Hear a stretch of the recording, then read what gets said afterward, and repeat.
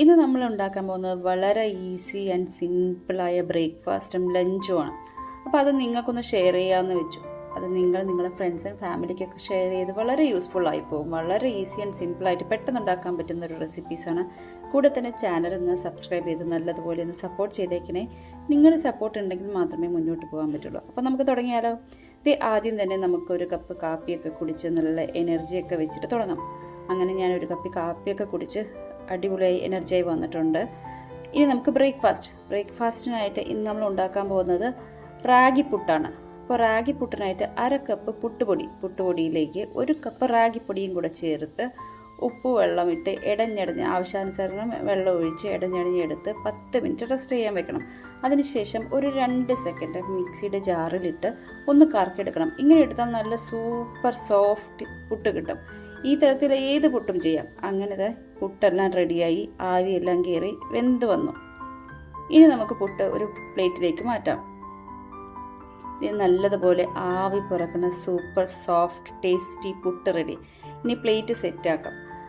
അപ്പോൾ നമുക്ക് ടേബിളെല്ലാം സെറ്റാക്കിയ ശേഷം ഈ പുട്ടിന് എപ്പോഴും ബെസ്റ്റ് കോംബോ എന്ന് പറയുന്നത് പഴം തന്നെയാണ്. മറ്റ് കറികളെക്കാട്ടിലും ടേസ്റ്റ് എപ്പോഴും പഴം തന്നെയായിട്ട് തോന്നാറുണ്ട്. അപ്പോൾ ഞങ്ങളും ഇന്ന് ഏത്തപ്പഴമാണ് എടുത്ത് ഏത്തപ്പഴമൊക്കെ കൂട്ടി കുഴച്ച് അടിപൊളിയായി ബ്രേക്ക്ഫാസ്റ്റ് ഒക്കെ കഴിഞ്ഞു. ഇനി ലഞ്ച് പ്രിപ്പറേഷൻ. അതിനുവേണ്ടി പാവയ്ക്ക മെഴുക്ക് പുരട്ടിയാണ് നമ്മളിന്ന് തയ്യാറാക്കുന്നത്. പാവയ്ക്ക നീളത്തിലരിഞ്ഞ് സവാള നീളത്തിലരിഞ്ഞ് ഉപ്പ് മുളക് പൊടി മഞ്ഞൾപ്പൊടി ചേർത്ത് അല്പം വെളിച്ചെണ്ണയും കൂടി ഒഴിച്ച് നല്ലതുപോലെ വഴറ്റിയെടുക്കാം. ഞാൻ ഇത് തയ്യാറാക്കുന്നത് ഇരുമ്പ് ചീനച്ചട്ടിയിലാണ്. കാണാൻ ഗ്ലാമർ ഇല്ലെങ്കിലും അടിപൊളി പെർഫോമൻസ് ആണ്. ഒട്ടും തന്നെ ഒട്ടിപ്പിടിക്കാതെ നല്ലതുപോലെ കറികളെല്ലാം നല്ല രുചിയോടെ കിട്ടും. നല്ല ടേസ്റ്റുമാണ്. അപ്പോൾ ഇനി അടുത്തതായിട്ട് ഒഴിച്ചുകറി മുരിങ്ങയ്ക്ക കറിയാണ് തയ്യാറാക്കാൻ പോകുന്നത്. അതിനുവേണ്ടി ഒരു ചീനച്ചട്ടി എടുത്ത് അതിലേക്ക് വെളിച്ചെണ്ണ കടുക് ഒഴിച്ച് വെളിച്ചെണ്ണ ചൂടായി വരുമ്പോൾ കടുക് പൊട്ടിച്ച് ഒരൽപ്പം കറിവേപ്പില 2 വെളുത്തുള്ളി അല്ലി ഒരു പകുതി സവാള നീളത്തിലരിഞ്ഞതും ചേർത്ത് നല്ലതുപോലെ വഴറ്റിയെടുക്കാം. ഈ കറിയിലേക്ക് വേറെ പുളിയൊന്നും ചേർക്കുന്നില്ല. തക്കാളി മാത്രമാണ് പുളിയായി ചേർക്കുന്നത്. അപ്പോൾ ആവശ്യാനുസരണം തക്കാളിയും ചേർത്ത് നല്ലതുപോലെ ഇളക്കി യോജിപ്പിച്ചെടുക്കാം. അങ്ങനെ യോജിപ്പിച്ചെടുത്ത തക്കാളിയിലേക്ക് കുറച്ച് ഉപ്പും ചേർത്ത് മുരിങ്ങക്കായ് നീളത്തിലരിഞ്ഞതും ഒരു ഉരുളക്കിഴങ്ങ് നീളത്തിലരിഞ്ഞതും ചേർത്ത് കൂടെ തന്നെ മഞ്ഞൾപ്പൊടി മുളക് പൊടി മല്ലിപ്പൊടി എന്നിവ ചേർത്ത് നല്ലതുപോലെ ഇളക്കി യോജിപ്പിക്കാം.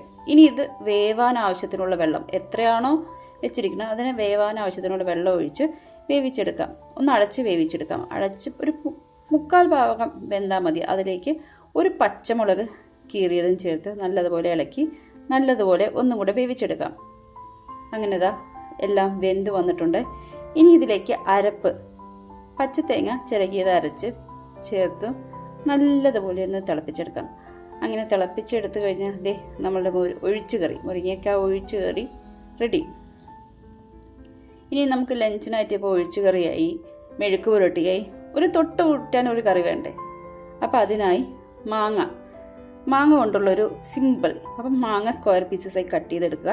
സ്ക്വയർ പീസസായി കട്ട് ചെയ്തെടുത്ത മാങ്ങയിലേക്ക് ഒരല്പം മുളക് പൊടി ഉപ്പ് വെളിച്ചെണ്ണ ഇത് നല്ലതുപോലെ ഒന്ന് യോജിപ്പിക്കുക. അത്രയേ ഉള്ളൂ. വളരെ ഈസി. അപ്പോൾ ഇത് ചെനഞ്ഞ മാങ്ങയുണ്ടെങ്കിൽ ഒന്നും കൂടെ അടിപൊളിയാവും.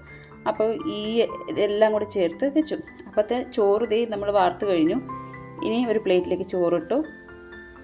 ഒഴിച്ചുകറി ഒഴിച്ചു. മെഴുക്ക് പുരട്ടി തൊട്ട് കൂട്ടാനുള്ള മാങ്ങാക്കറി കൂടെ തന്നെ തൈര് ഇതെല്ലാം ചേർത്ത് നല്ല അടിപൊളിയായി കുശാലായി ഉച്ചയൂണെല്ലാം കഴിഞ്ഞിരുന്ന് ഒരു മധുരം വേണമല്ലോ നമുക്ക്.